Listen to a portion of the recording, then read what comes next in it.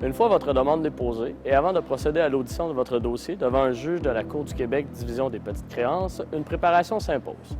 Dans un premier temps, certains délais sont à respecter. Nous vous recommandons donc de vous informer auprès d'un greffier du palais de justice de votre district ou encore auprès d'un avocat. Une fois votre dossier prêt, vous devrez vous assurer que les pièces que vous comptez utiliser soient transmises à l'autre partie dans les 15 jours précédant la date de l'audition.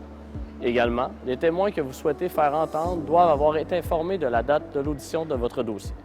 Dans l'éventualité où l'un d'eux ne souhaite pas se présenter en cours, vous devrez lui faire signifier un subpénat par un huissier.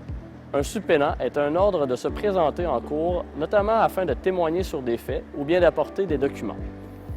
Par ailleurs, si vous avez besoin d'un support électronique pour la présentation de votre preuve lors de la journée de l'audition, vous pouvez contacter le greffe du palais de justice où votre cause sera entendue. En effet, le greffe met à votre disposition une panoplie d'outils qui pourra faciliter la présentation des éléments de preuve lors de l'audition. Finalement, afin de préparer votre dossier pour l'audition, plusieurs formulaires sont disponibles au greffe de votre palais de justice ainsi que sur le site Internet du ministère de la Justice du Québec. Ces formulaires vous permettront notamment de préparer une liste de pièces ou bien une liste de témoins. Pour plus d'informations sur la division des petites créances de la Cour du Québec, consultez le Jeune barreau de Québec et ses partenaires ou prenez contact avec le greffe du palais de justice de votre région administrative. Le Jeune barreau de Québec, depuis plus de 100 ans au service de la communauté juridique de la grande région de Québec.